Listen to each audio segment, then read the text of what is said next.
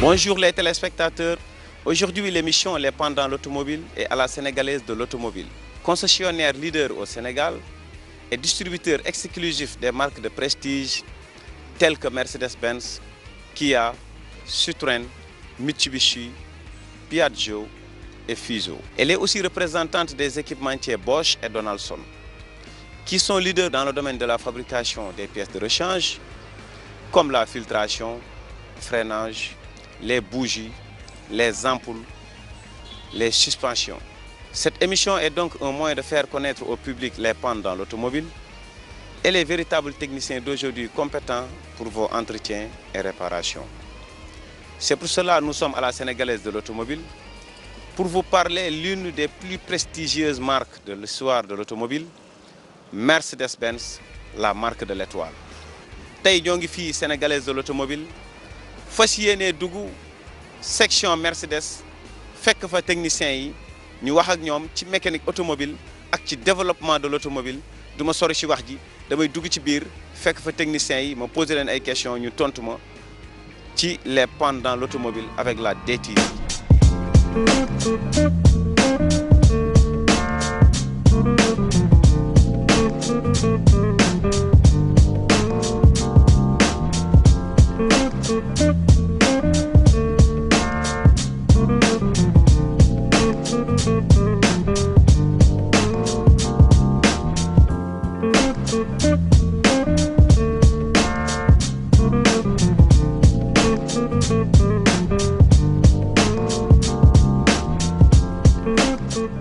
asalaamaaleykum. waaleykum salaam.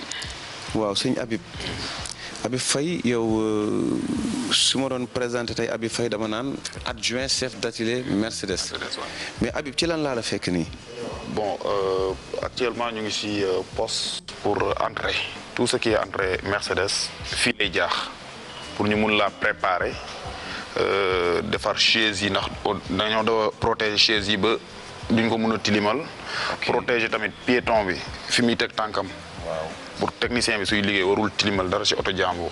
ak defal ko ay protection aussi pour aile yi ndax c'est pas normal nit di liggéey oto jàmbur xam nga yéere yeeg affaire yooyu yëpp mun na am ay fer yoo xam ne mun na xoos peinture client bi donc fii la ñuy préparer loolu. Ensuite client bi su la déclarer dara. waaw il faut aussi nga xool yeneen vis cachés yi c'est-à-dire mun na am loo xam ne client bi mun na ko jàkk sentir te mu nekk ci oto bi donc fii lay jaar su ñëwee ñu def topo def test rapide aperçu calculateur yi yëpp. défaut bu mu am ñu xool jéem a xool ndax am na doole sinon amul doole ensuite yëkkati ci soof xool amortisseur ment beeg xool baraay xool suspension bi yëpp pour su ko defee ñu mun a def devis global oto bi avant muy dugg ci biir. kon du question moom paan bi ko tax a jóg rek ngeen di xool mais da ngeen di généraliser oto bi lépp. dañ koy généraliser lépp ndax des fois da ngay anticiper ay problème parce que yow mun na ñëw ne la dafa am problème pneu. nga defar pneu bi muy génn ne la man sama moteur daanul woon tàng daanul woon def nii donc yow soo jëlul sa devant demee jël test rapide yi ndax yëpp da ngay imprimer lii test rapide yëpp tu l'imprimes ci benn document da lay wax heure bi nga koy imprimer défaut bi ci nekkoon tout ce qui est donc en cas de réclamation yow noo koy defee yow. bon de juste nga brancher sa machine mu ngi branché aussi OBD oto bi. Ah, d'accord. Ah. OBD ça veut dire. Ça système d'aide si diagnostic Mercedes. léegi yow fi mu ne nii yow lan ngay xool ci oto bi instant bi première li nga ciy njëkk bon oto bi moom état général la ñëw c'est-à-dire client bi dafa nañ ko xoolal lépp. waaw bon mu ñëw commencé nañ def test rapide yi yëkkati ko si suuf xool léegi su paree day dem si diagnostic am na poste spécial boo xam ne diagnostic rek lay def am beneen poste boo xam ne moom mooy def tout ce qui est organe am beneen poste boo xam ne mooy def tout ce qui est climatisation. mais moom dafa déclaré panne wala. bon déclaré na suspension buy wàcc souvent. waaw mais dafa laaj état général oto bi. kon am na ñoo xamante ne seen oto même bu paanul dañ koy indi pour ñu am luñ ci xool ak luñ ci def. bon au fait oto su paanee dem atelier loolu amatul njëriñ oto kay dafa war a ñëw ñu anticiper c'est-à-dire nga def entretien. soo defee entretien moom ngay gisee tout par exemple fii ba 7000 kilomètres lu nar a yàqu fii ba 10 000 kilomètres lu nar a yàqu nga anticiper ko ndax oto suy dem ba daw séance nga nekk ak sa famille di dem Touba mbaa Tivaouane di daw 200 kilomètres à l'heure yaa ngi comprendre te sa oto nekkul en état donc da nga war a def entretien dans 7000 kilomètres sinon 10 000 kilomètres ñu anticiper la c'est-à-dire est-ce que plaquettes yi commencé wul jeex est-ce que amul bras bu dagg boo xam ne sooy daw 200 kilomètres à l'heure mun na la indi ay problème ndax oto c'est destiné à oto normalement kilométrage bi constructeur bi def ñun dañoo jàpp ne client bi loolu lay daw donc yow tout le temps da nga di anticiper waroo gëj atelier doo xaar bu paan rek doo ko def atelier. donc être en sécurité daal il faut muy am suivi. suivi c'est-à-dire anticiper entretien périodique. waaw léegi kon yow fi mu ne nii yaa ngi ci sa test boo xamante ne da ngay diagnostiquer généralement. c'est-à-dire man instant yi mën naa orienter ne oto bi na dem diagnostic sinon na dem électricité sinon poste parce que atelier bi c'est ensemble de postes de travail. waaw fii lay def njëkkee mu dégager point yu mag yi. yaa ngi ko mat tout ce qui est urgent lu nekk priorité lu nekkul priorité fii lañ koy énumérer. appareil bi ginnaaw bi nga ko branché. léegi yow nan la la jox comme résultat. bon jox na ma résultat ndax gis na ne moteur bi client bi déclaré wu kon mais moteur bi dafa am problème. waaw dafa am problème ay volets tëmbal c'est-à-dire oto bi normalement amul puissance. ok waaw du dépasser 3000 tours. mais le client n'avait pas déclaré moom suspension la déclaré woon mun na si naka def attention ndax y a des gens aussi qui roulent pas mais su ñëwee lii soo ko déclaré wul après mu génn daw constaté ne amul puissance après day wax atelier yi walaal sama oto après ma am problème donc lii il faut nga anticiper wax ko client bi defal ko sous forme de devis. ok à part loolu. bon à part loolu aussi am na yeneen si suspension yu ñu constaté ay disque de frein yu usé ay bras de suspension aussi yu teniratul donc nañ ko defal devis général quoi oto bi. fii daal ci atelier Mercedes. oto bu fi dugg si. bala ñu ciy def dara. lii la ñuy njëkk a def. fii lay njëkkee fii lay mujjee aussi c'est-à-dire su demee si biir tamit ba ñu defaat lépp il faut mu jaaraat fii ñu def contrôle final bi nag dawal ko distance c'est-à-dire nga daw di kilométrage bi laaj. waaw nga xool ndax amul benn problème ndax pièces yi ñu demandé ndax changé nañ ko ndax changement yi amul benn défaut. ndax oto doo jël rek liggéey ko rek jox ko client mu dem noonu ça ne se fait pas il faut yow nga mettre à la place du client c'est-à-dire dem dawali ko kooku mooy def contrôle final il est indépendant de l'atelier lu mu gis lu anormal dafa war a déclarer directement chef am ñu xool ne pièce bii niñ ko changé baaxul mbaa niñ ko defee baaxul affaire yooyu ñu indi mën a indi ay rectificatifs avant oto bi di livré wu donc fii mooy cerveau noyau atelier bi waaw. léegi kon oto bi bu jaaree fii. ba nga xool loolu yëpp. moom ci lan lay dem après léegi suivant suñu test rapide dañuy def ay priorité par exemple moteur bi wax naa la léegi ne am na ay amul puissance. donc man damay def si test rapide bi marqué pas de puissance léegi mu dem salle diagnostic. waaw technicien diagnostic bi xool pourquoi amul puissance mu def ko devis.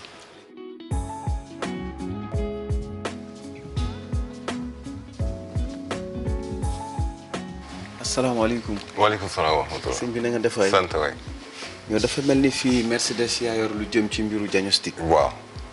ok. waaw diagnostic.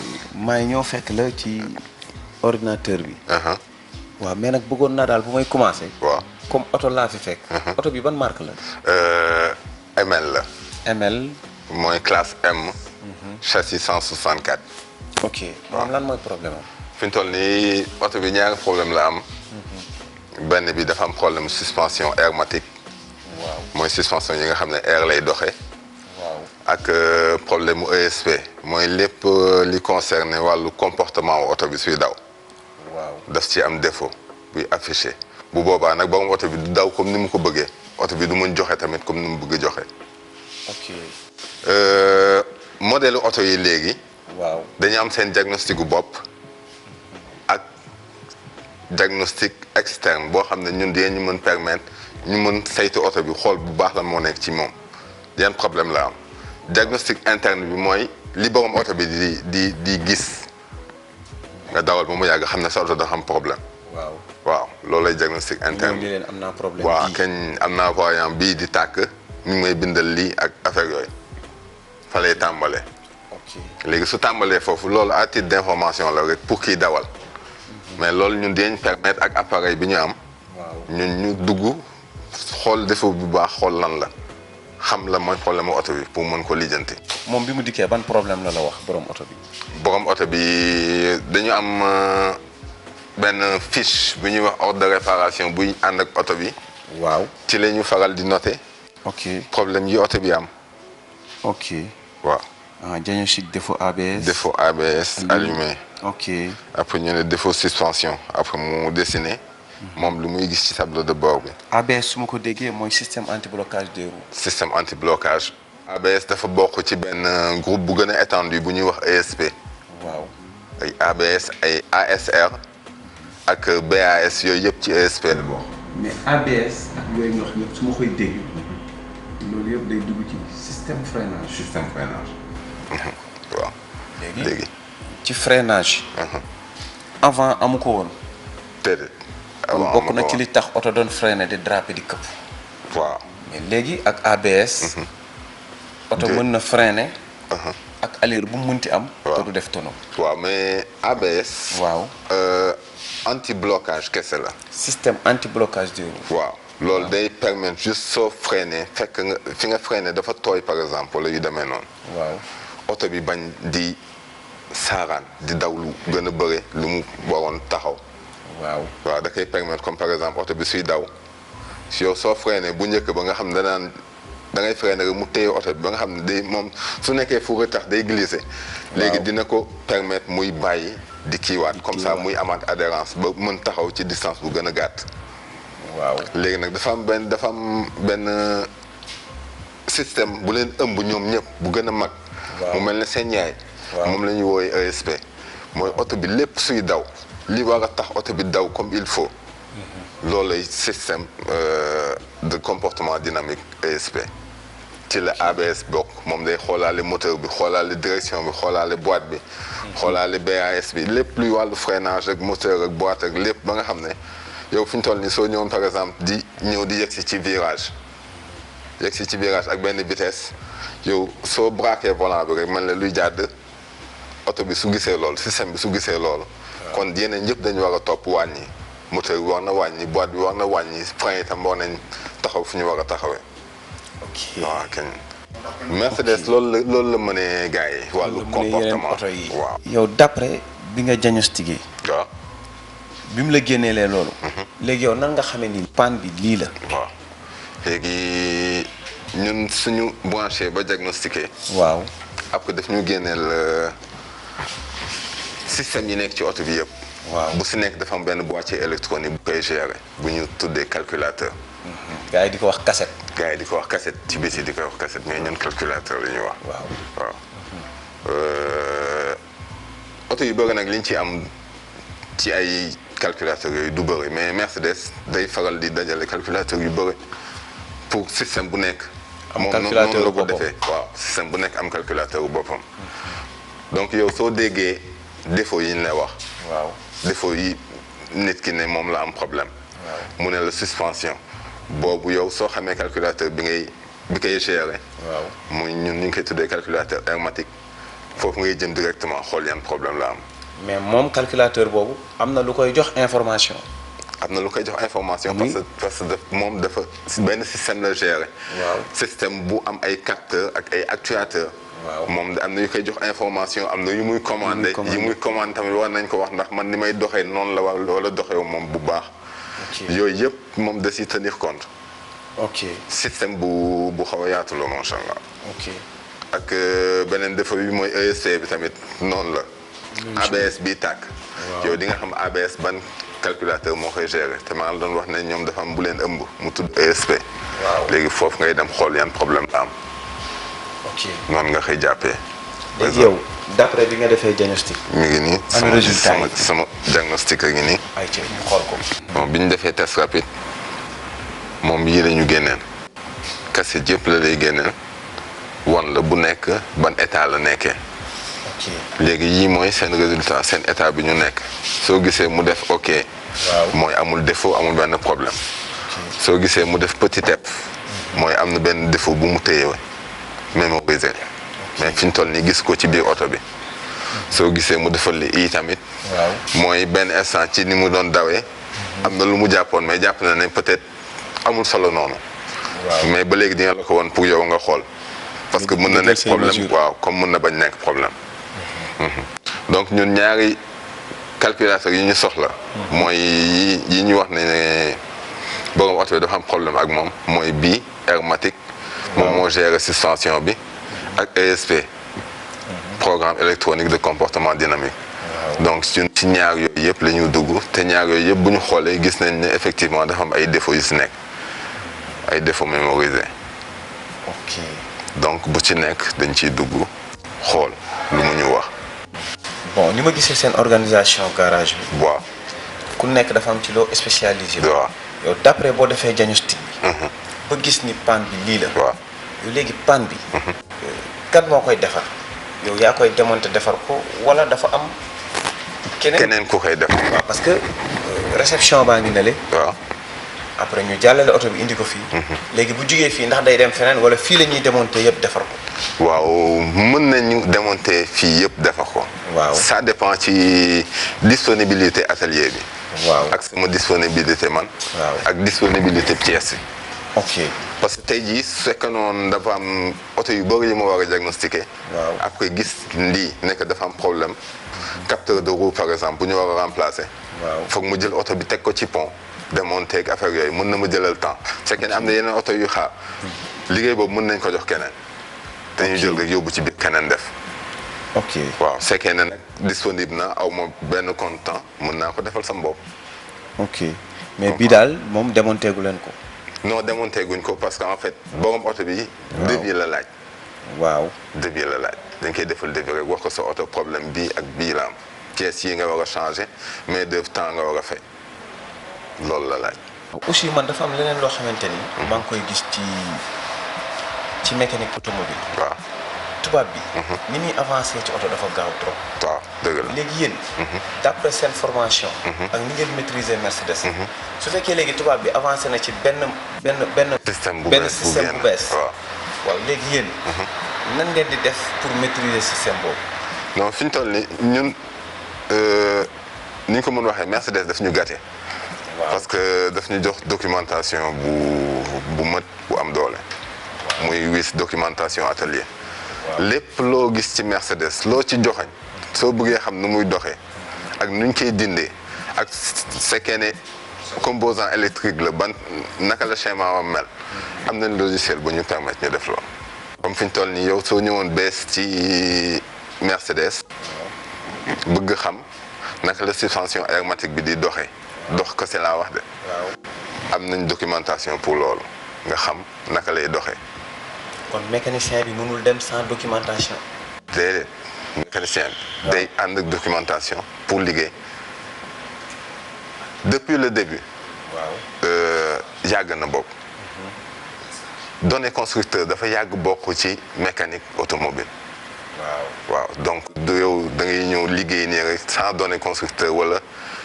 comme li ñuy wax rek jaay géer yi après dem songu oto jàmbu dindi lii dindi la xalaat ne lii la war a demee loolu amatul léegi da ngay xam naka la après nga soog a mën liggéey balaa ngay mun dépanner da ngay xam affaire yi nu muy doxee foog nga xam ko nga soog a mën liggéey. le mécanicien d'aujourd'hui moom mënul dem sans documentation. déedéet il faut mu ciy sori bu baax. foog mu ci sori. kon sama mbokk mécanicien yi ñoo ko déggandoo. kon nag nañu jàngi. parce que tubaab bi dafa ni évolution technologique. donc kon il faut ñu avancer ci loolu. mais d'après loolu. waaw leneen lu ngeen ci def comme formation. ci Mercedes. si dañu def ay formation. waaw su amee système bu génn. waaw oto bu génn moteur bu génn boîte de vitesse bu génn yu nekk dañu am ay module de formation. donc lu génn bees rek. am nañu ay module de formation yu ñu def pour sous-région bi. yoo xam ne dina la permettre tamit nga am ay connaissance yu bëri ci affaire yooyu. ok nga xam ni ñoom la ñu dolli fële. waaw yow dem nga xool ko jàng ko. waaw pour mën a dellu si servir ñi ko yor. waaw est-ce que yéen jël ngeen ay matuwaay comme bu tubaab bi avancé ci benn système yéen ngeen dem Allemagne jàng ko wala nan la Sénégalais di def ak yéen ci loolu. bon matuwaay bi moom c'est anticipé quoi par exemple mën nañ jël benn. formation 2 ans avant oto bi di wàcc c'est-à-dire avant oto bi di ñëw Sénégal mën nañ def formation bi 2 ans ou bien 3 ans avant donc côté formation c'est très bien respecté ici. on a budget bi ñu def formation est-ce que ëppul si yeneen budget yi sax.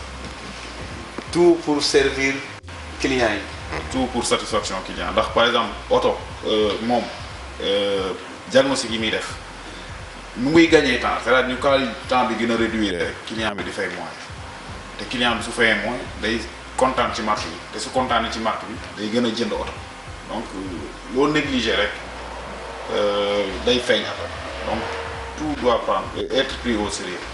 Faye am na lu ma la bëggoon laaj tuuti rek. ci oto yi nga xamante ni ñu ngi wàcc fii Sénégal.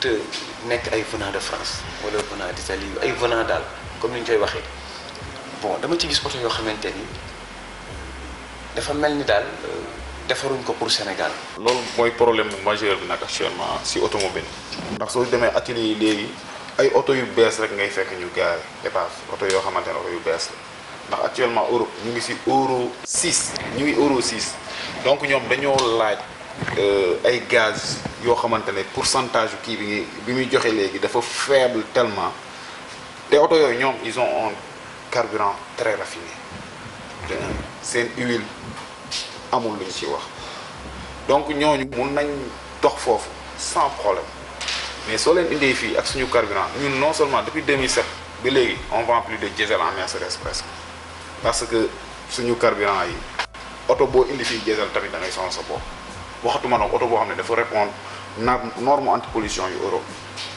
c'est quasiment impossible chaque jour atelier ngay dégg gis naa ay ndeysaan sama mbokku mécanicien yu bëri yu am problème ak justice ak affaire yooyu rek base bi mooy lii c'est-à-dire dañuy indi oto boo xamante ne répondre marché bi c'est-à-dire ñun suñu marché amul neige suñu marché facteur climatique yi c'est-à-dire tout est différent nga indi fii oto bi chaque jour yaa ngi atelier tout le temps tu as des problèmes. kon daal su ma déggee oto yooyu noonu sont pas tropicalisés pour Afrique. effectivement c'est pas tropicalisé pour l'Afrique.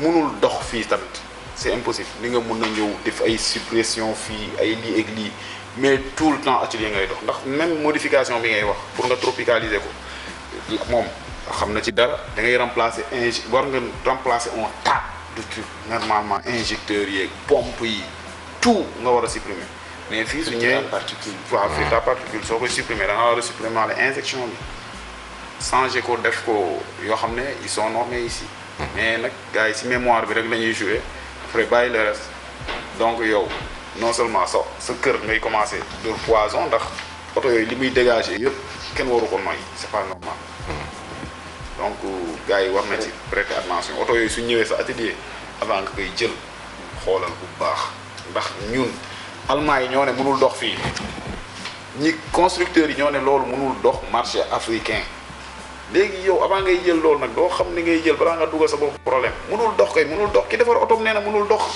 Afrique ah yow kay ku di yaay bàyyil oto jàmbur tamit bu ko jël sinon problème rek. mais te mécaniquement même bu fekkee dindi nañ yooyu nga wax yëpp ba mu commencé daw dindi bi ñuy dindi yooyu day tax muy yàq leneen toujours oto bi leneen a ngi yàq loo xamante ni li ñu dindi moo tax. waaw yeneen c'est loolu moom mënul ñàkk ndax suppression bi dafa laaj ay moyens c'est-à-dire soo ko supprimer ci mémoire bi dafa war a ànd ak ay affaires c'est-à-dire ay comme ni ma ko waxee injecteurs yeeg pompe bi tout ce qui est injection da nga ko war a teg fële normalement ñun bi ñu ko jéemoon proposer ça tourne aux environs de 7 à 8 millions pour nga def modification bi loolu njëgu oto la comprendre donc mais da nga koy def ñaari oto ñetti oto mënul dem ñu ne ñu annulé ndax jéem nañ le tout pour jéem a aider clients yi jënd oto à l'extérieur mais usine bi ne bàyyi leen loolu bu leen sax jëlati oto yooyu ndax mënu fee dox on a tout fait en maison jéem nañ lu ne pour au moins mun a dimbale ñi jënd oto en Europe ñu mun a circuler fii impossible mënul nekk.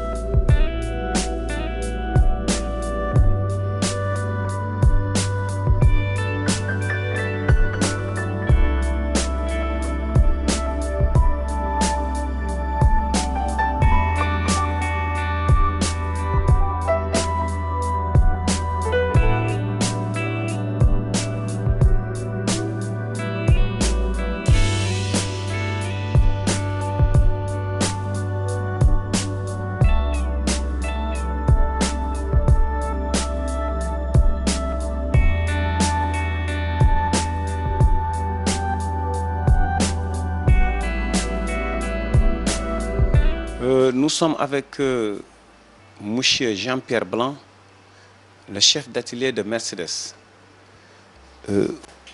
Bonjour, Monsieur Blanc. Monsieur Seck, bonjour. Vous qui travaillez pendant des années sur Mercedes, Oui.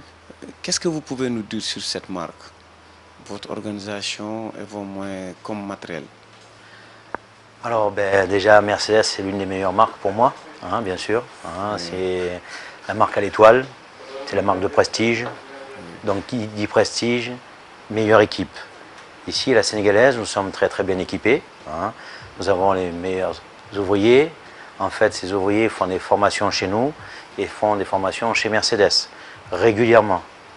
Nous avons du matériel prévu pour ça et nous avons des outils pour faire des diagnostics.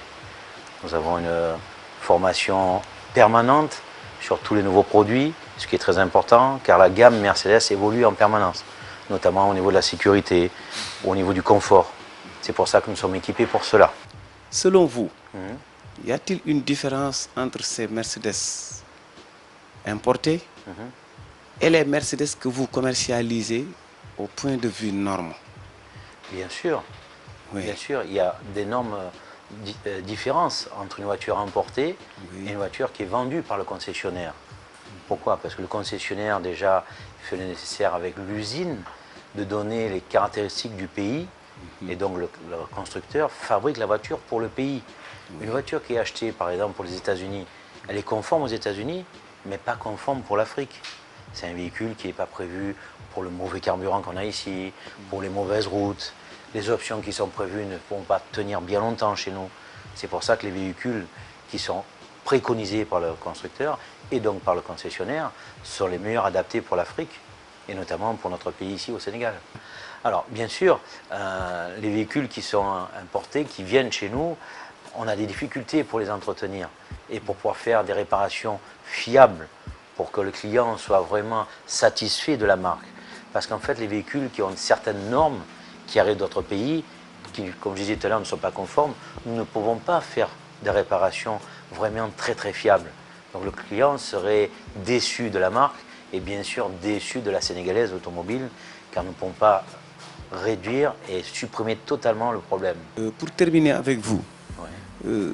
parlez-nous un peu sur l'évolution technologique de l'automobile et quel type de formation doit avoir le technicien d'aujourd'hui pour pouvoir réparer les véhicules modernes? Alors pour réparer les véhicules modernes, c'est un grand cheval de bataille pour moi depuis très très longtemps. Parce qu'en fait, effectivement, la technologie évolue tellement vite. Et on est passé à l'ère de l'électronique, de la communication entre véhicules et autres, ce qui fait que les techniciens de la rue, il faut qu'ils se forment, et qu'ils se forment dans des lycées prévus pour ça, et qui ont la possibilité de pouvoir faire évoluer leur technologie. Parce qu'en fait, si on ne peut pas suivre et faire des formations, le mécanicien de la rue sera vite dépassé. Car la technologie, ne serait-ce que pour les suspensions, les moteurs, les antipollutions, tout ça, c'est une évolution qui se fait très rapidement. Et donc le mécanicien, il faut qu'il puisse faire le nécessaire de ce côté-là. Je sais qu'il y a des lycées, je sais qu'il y a des universités qui pourront évoluer de ce côté-là et qui vont permettre de faire évoluer nos techniciens. Nous-mêmes, on fait des formations à certains mécaniciens qui sortent des écoles et qui passent 1, 2, voire 6 mois chez nous pour pouvoir apprendre la nouvelle technologie. Qu'est-ce que tu donnes comme conseil les conducteurs de véhicules? Alors, première chose, c'est être patient. Je vois qu'au Sénégal, ça fait plusieurs années que je suis ici, mais on a de plus en plus de chauffeurs qui n'ont pas d'expérience, qui se trouvent toujours très pressés pour pouvoir passer, ne respectent pas. C'est le respect pour moi. C'est le respect qui est très important. Et le respect passe par le calme. Et donc savoir comprendre déjà comment on fonctionne et comment réagir avec le code de la route, mais savoir réagir avec sa voiture. Une voiture a de plus en plus de puissance, et si on ne sait pas maîtriser cette puissance, ça engendre d'énormes problèmes et des accidents. On a de plus en plus de voitures qui vont très vite, mais on n'a pas le chauffeur qui est prévu pour ça. Donc le problème, il est là.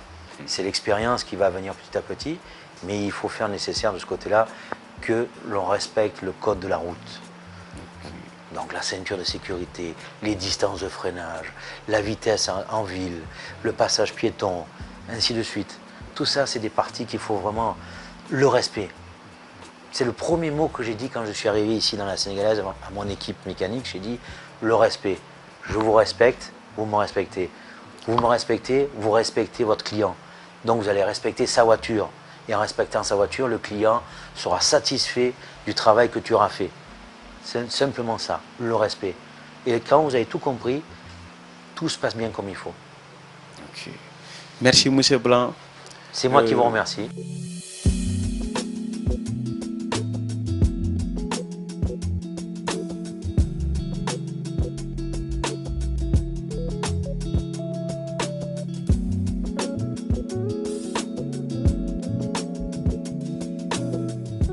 Alors, les pièces d'origine, ce sont des pièces recommandées par le constructeur, avec des normes de sécurité et des normes de qualité spécifiques par rapport aux véhicules mis en circulation. La différence donc entre les deux, c'est une question donc de matériaux. Les matériaux utilisés pour les pièces d'origine sont beaucoup plus performants et beaucoup plus consistants que les pièces adaptables. Auto-investissement là déjà. boo jëlee sa xaalis am nu mu toll nga def ko ci oto mu di la rendre service chaque jour saa yoo ko soxlawee nga taal nga dem fi nga bëgg a dem bu soxlawee entretien am na un minimum boo xam ne war nga ko ci mën a def dëgg la pièce d'origine nee nañu dafa cher mais cheraay bi lu ñuy kii la lu relatif la ndax comme ni nga ko waxee 30 000 bu fekkee da nga ko nar a jënd di ko jëndaat boo seetee nga génnee xaalis bi 150 000 boobu ngay wax benn yoon metti na dëgg la mais mu def ay at ba pare mu assurer la sécurité ndax bakkan amul prix moo gën donc li may conseiller borom oto yi mooy nañuy farataal pièce d'origine ndax seen kaaraange ci la nekk te tamit bu ñu yaakaaree ni moom mooy gën a cher pièce adaptable yi loolu juumte la ndax à terme pièce d'origine bi moom mooy gën a yomb. La sécurité sur les pièces adaptables et la sécurité sur les pièces d'origine comportent une différence, notamment donc, sur le matériel utilisé pour fabriquer les pièces de rechange d'origine et sur le matériel utilisé pour fabriquer les pièces adaptables. La qualité, on va dire, est à 20 à 30% inférieure par rapport à la pièce d'origine. Yéen a ngi ci promotion. waaw. Bon, promotion bi lu bëggoon xam ndax dafa yam rek ci mécaniciens yi wala ci ñi borom oto yi ñi ñëw di defar seen oto wala ndax mécaniciens yi seen bopp bu ñu ñëwee pour jënd pièce am nañu remise wala ndax ci ñële rek la yam ak aussi pièces yi ndax borom oto yi rek ngeen koy jaay wala ndax même ñiy jaay pièce détachée d'origine bu ñu ñëwee ngeen jaay leen. En fait ñi ñu gën a itteel sax mooy ñun ñi nekk en contact direct ak oto bi mooy ñiy jaay pièce détachée ak ñiy defar oto ñooñu gën a itteel ndax borom oto bi du chaque jour lay am jot ñëw jëndal boppam te buy ñëw tamit du xam exactement li muy jënd donc ñële ñi nga xamante ne ay professionnels la ñoom la ñu gën a mën a waxanteel que borom oto bi ci boppam te li ñuy defal borom magasin pièces détachées yi ak borom garage yi mooy dañ leen di defal ay tarifs préférentiels yi tax borom oto bi bu indi woon otoom fii ak moom mu yóbbu ko foofu noonu dinañ mën a retrouver wu dinañ leen defal ay tarifs yu oyof yoo xamante ni dinañ mën a facturer client bi te dinañ ci gis seen bopp. Actuellement sur la marque Mercedes, nous sommes en promotion, notamment sur les véhicules particuliers. Nous avons lancé ce programme de promotion depuis le mois dernier. Oui. C'est un programme qui appelle tous les utilisateurs de la marque Mercedes au Sénégal à venir dans nos ateliers pour un diagnostic gratuit, pour également bénéficier des tarifs préférentiels sur la pièce de rechange d'origine. Sur la promotion, démarre à 40% sur la période de la promotion et peut aller jusqu'à 70% en fonction des pièces et aussi de la disponibilité du stock. ndax li ñu itteel ñun ci njeexteel bi mooy borom oto bi na am satisfaction te na am kaaraange ci otoom loolu moo ñu itteel donc borom oto bi bu mun a am accès bu mun a ñëw ci ñun garagiste bi koy defaral otoom may nañ ko accès boo xamante ni war naa mën a ñëw jënd pièce d'origine bi nga xamante ni mooy qualité bi mun ko defal borom oto bi ci même condition yi xëj na du nekk même condition wu liggéey yu que suñu atelier yi mais au moins à terme dina mën a am même qualité ci réparation bi wala même sécurité bi ñuy xaar ci finalité bi. C'est une promotion qui a démarré donc le 1er mai et qui se termine au 31 juillet. Nous invitons donc tous nos clients Mercedes et les clients qui ne sont pas Mercedes à venir visiter nos ateliers et faire le diagnostic dans nos ateliers. Une grande majorité de pièces sur des véhicules dont le parc roulant est à Dakar sont disponibles dans notre stock. Alors les garagistes avec lesquels nous travaillons bénéficient d'un tarif exceptionnel sur la pièce de rechange d'origine, mais également sur des pièces d'autres marques que nous avons en stock. Nous avons aujourd'hui la marque Bosch qui est un équipementier reconnu mondialement et nous travaillons avec les garagistes sur les pièces de la marque Bosch et les pièces constructeurs. Bosch moo di équipementier mooy ki nga xamante ni dafay defar pièce ndax bu différence am constructeur mooy ki nga xamante ni dafay concevoir oto bi defar ko mettre ko sur le marché mais kiy defar oto bi du moom mooy defar pièce bi moom dafay joxe ay cahier de charge am ne man kat sama oto bi lii ak lii laa ci bëgg ci norme de sécurité donc équipementier bi la koy jox. Bosch nag boo ko gisee moom mooy leader ci équipementier yi dans le monde oto yu bëri en première monte bu oto bi di génn usine moom moo koy équipé donc ñun dañoo lëkkaloo ak Bosch pour mën a fournir askan wi ay pièces de qualité adaptable bëri na fi wante ñun dañuy fournir ay pièces yoo xamante ni ay qualité première monte la loolu tax ñu lëkkaloo ak Bosch ndax mënuñoo nekk leader ci marché bi ci njaayum oto di jaay ay oto yu am qualité ak sécurité ak prestige ba pare à côté di ci def yeneen loo xamante ni du noonu looloo tax ñu lëkkaloo ak kii di Bosch ak kii di Donaldson tamit mu nga xamante ni moom ci milieu wu filtration mu nekk surtout ci industrie bi moom mooy ci leader tamit ci technologie de filtration. léegi yow lan ngay tëjee sa dernier mot. li may tëjee mooy ñu ngi woo askan wi dëgg la nit ñi am nañu xel ni xëj na boo demee ci concessionnaire chaque fois njëg gi dafay yokk moom mooy gën a cher et tout mais loolu peut-être idée reçue la am na ay temps dëgg la woon écart bi am bëri woon na trop mais ñun concessionnaire yi ñu ngi def suñu kéem kattan pour chaque jour mën a apporter suñuy client pièce bi gën ci njëg bi gën donc duñu jug ci def ay efforts pour mun leen a fournir à chaque fois la meilleure pièce comme on dit avec le meilleur prix. Je recommande aux conducteurs de véhicules de marque constructeurs de venir en atelier, de diagnostiquer assez régulièrement le véhicule et surtout d'utiliser des pièces d'origine pour la sécurité, pour la qualité aussi des pièces et pour la longévité de leur véhicule. Client Mercedes yi maa ngi leen di gën a ñaax tey di leen ñaaxaat pour ñu mën a ñëw Sénégalaise d'automobile indi fi seen oto pour ñu mën ko fi réparer parce que Sénégalaise boo fi indee sa oto satisfaction rek ngay am Mercedes ku mu dem ba wóolu la ñëw xool sa entreprise wóolu la jox la carte pour nga représenter marque am xam nga ne doo entreprise bu ndaw Sénégalaise d'automobile ay employés yu xarañ la recruter ay techniciens yu xarañ la recruter indi leen fi ñuy liggéey di réparer oto yi année bu nekk at bu nekk dañuy jël techniciens yi tour de rôle à tour de rôle ñu yóbbu leen extérieur ñu def formation donc technologie bi chaque fois bu évoluer rek ñoom yóbbu nañ leen ñu mën a def formation pour mën a réparer oto yi bu baax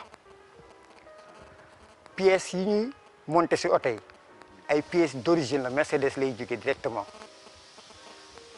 donc réparation bu ñu fi def garantie nañu réparation bi en termes de service garantie nañu pièces yi en termes de produit kon oto bu fi ñëw dinañu la réparer nu mu gën a baaxee ni ko Mercedes exigé pour que yow client bi nga mën a jël sa oto doo si mën a am problème.